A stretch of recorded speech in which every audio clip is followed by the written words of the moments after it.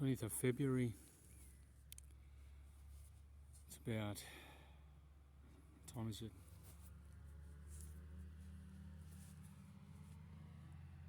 Yeah, 3:20 in the afternoon. I'm halfway up the climb of number 14, which got a ways to go yet. Snakes up that hill there. Doesn't seem much of a climb when you get to the top. You work pretty hard. Sunday afternoon ride, Sunday 20th February 2022. Spent the morning resting up, doing a bit of cleaning and the usual thing, looking into what's happening in the markets, stock market, the geopolitical situation. Now we're going from the health crisis into a geopolitical one every 50 years or 70 years. It's cyclical. We go from depression to a boom, depression to a boom. Saw an interesting video by Mike Maloney. It was done 9 years ago, about demographics. Real interesting. It's like people aren't having many children, and basically you've got a massive amount of people retiring, going into retirement, spending less, living on their pensions, and also as they get older, increasing demand for the health services. You've got less and less of a tax base to support it, and also to pay for pensions, so they're unfunded liabilities. He showed a graph of demographics, American Bureau of Statistics. It showed 19,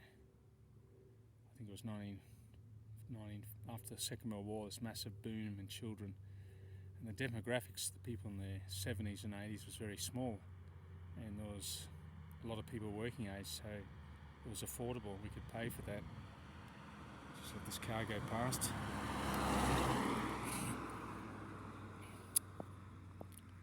But now we're in a trap.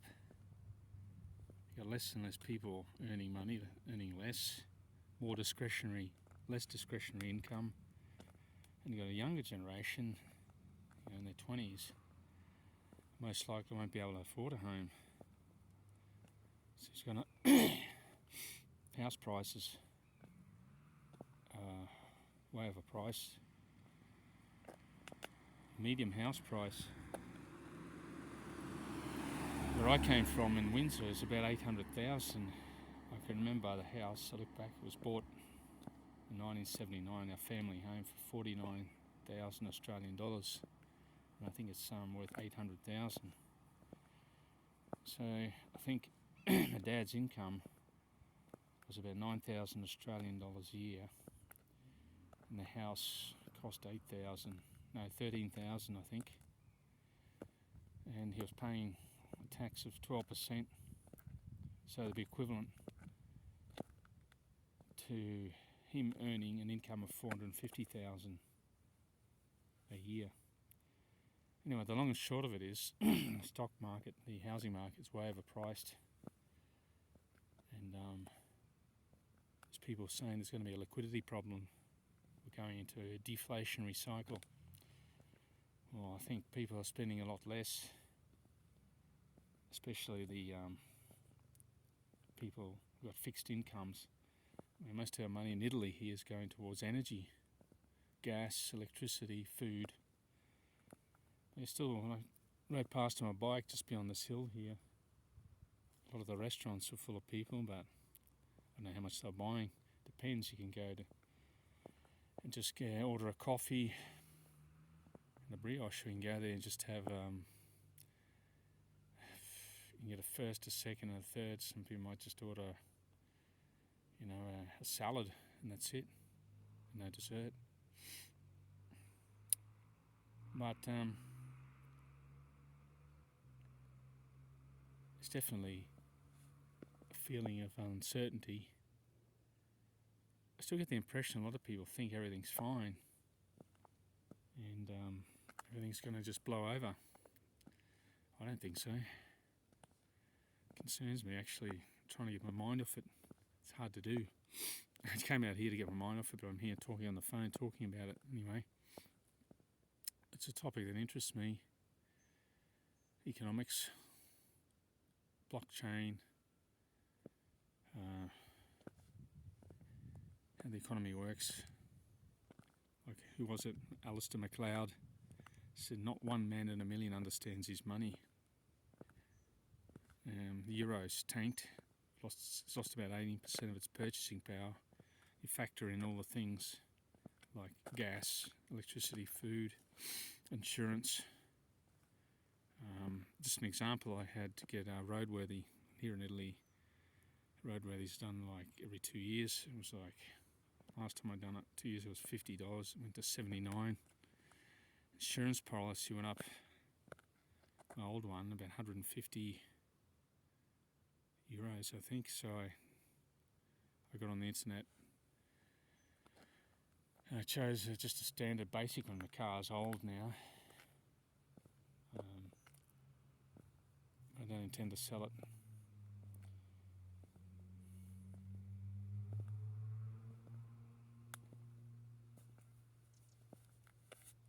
I mentioned yesterday a comment made by Jim Rickards. He's an economist, ex-banker. He helped bailed out long-term capital management. It was liquidity prices back in '97, so he knows about money. Saying that we're going into a deflationary cycle, which means there's not much liquidity going around. I was talking to a guy here in Italy who's in banking. He said the banks aren't lending as liberally as they have been over the last 10 years. And you've got Ergon von Goetz. Some people think, oh, what an old fud. People have been in finance and lived through recessions and high inflationary periods. I think he was a young boy at the end of the Second World War. Seen things, cycles, and know how they work. He's a Matterhorn Investments. He's interested in long-term investments, gold and silver. And what he says, he doesn't go into great detail. It makes more sense than these guys that have YouTube channels with charts and logarithmic charts, and they confuse you. He explains in real simple terms. And he made a good point about money, about traditionally money has been expensive to borrow. It always has been. He goes, it just doesn't make any sense having 0 to -0 interest rates for money. I mean, banks get it really cheap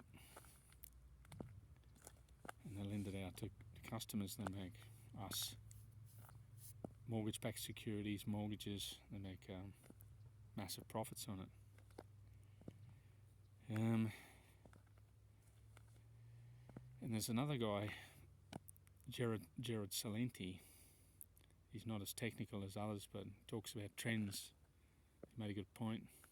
When there's an economic downturn, or severe one, bad economic conditions, and the citizenry starts to revolt. You can see that in Canada. They bring us to war. They take us to war.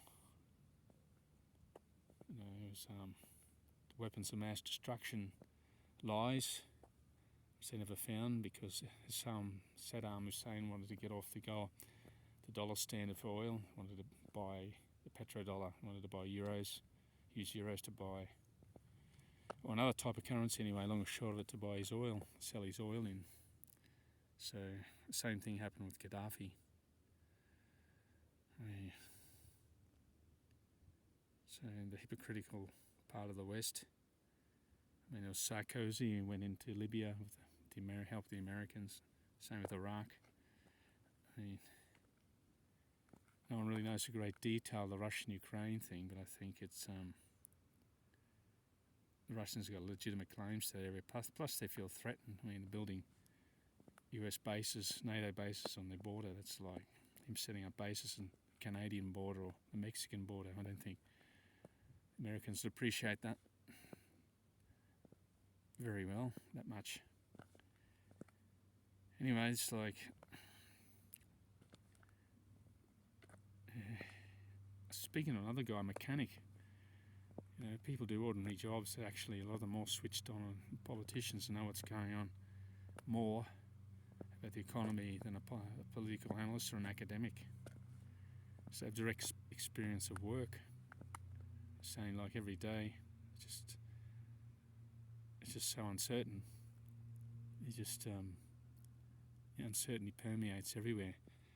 Everyone's pretending. You can see it. You can feel it. Everyone's pretending that everything's fine. It's not.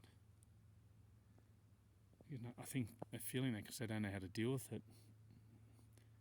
When the stock market crashes or this conflict intensifies in the East, and we've gone from a health problem, and they've diverted our attention to another one. Another interesting aspect, which I brought up yesterday, about getting change, moving the needle of change. It's invariably, if you look back in history, it's like in the 18th century France, it was the peasants, which would be equivalent to the lower middle class, who made change. It was the obscene wealth, the disparity of wealth in France. I mean, the royal family just had everything. The French citizenry, peasants, had nothing. And you can see it in Canada. I mean, whether you're for or against the health regulations, I mean, in long and short of it, it's the middle class, the lower the working class that make change, that sacrifice everything. These guys just park their cars. They could be working for someone. They could be a private contractor. They've lost contracts now to deliver goods, taking a huge risk. As a cyclist.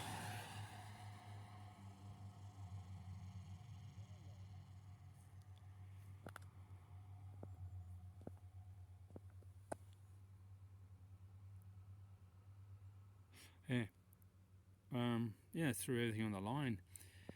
And you see media personalities who've also, they have obscene wealth, who are so on our side, so to speak, which they are to some extent, going against the establishment, which I consider them the establishment, the likes of Russell Brand. When they bring up good points and they create awareness, but they don't make any change. And they're multi-millionaires. I mean, I mentioned this before. They can set up a fund. They can set up a fund. I mean, just go check their net worth on Wikipedia. Russell Brand, mentioned this before. I'll keep repeating it. It's a phenomenon that never ceases to amaze me. Network of 20 million. Joe Rogan signed a deal with Spotify for 3 years for 200 million.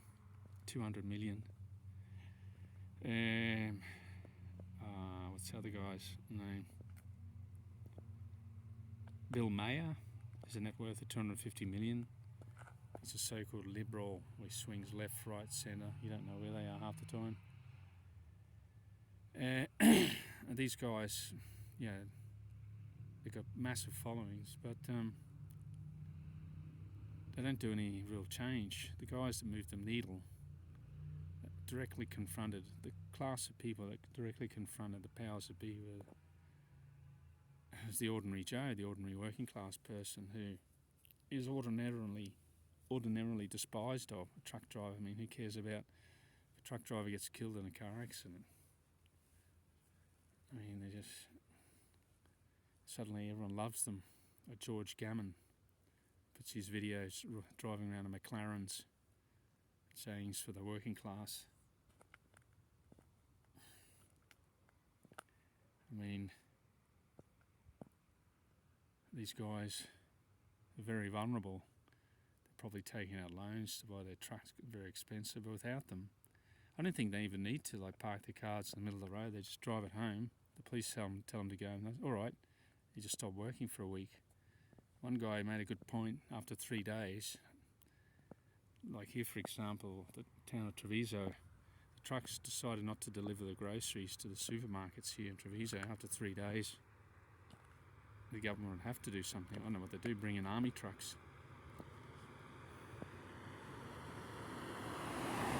To deliver goods, transport.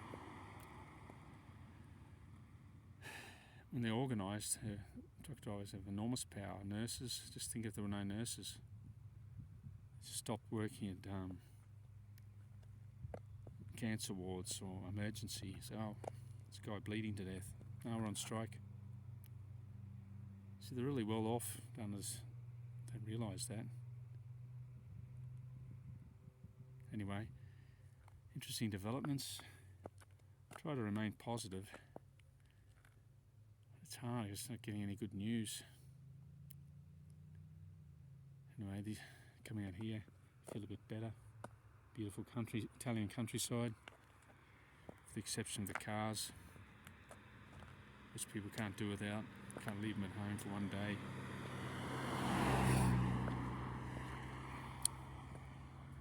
I'll just do a pan of the area. This is take number 14. I'm just going to the top, over and down, then I'll go home.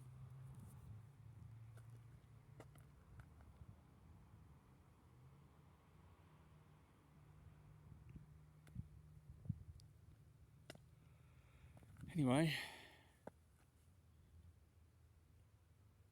I mean, if you lose your job, if I lose my job, I'm not going to die of starvation tomorrow. It'll motivate me to do something else. Could be a good thing. Anyway, bye for now.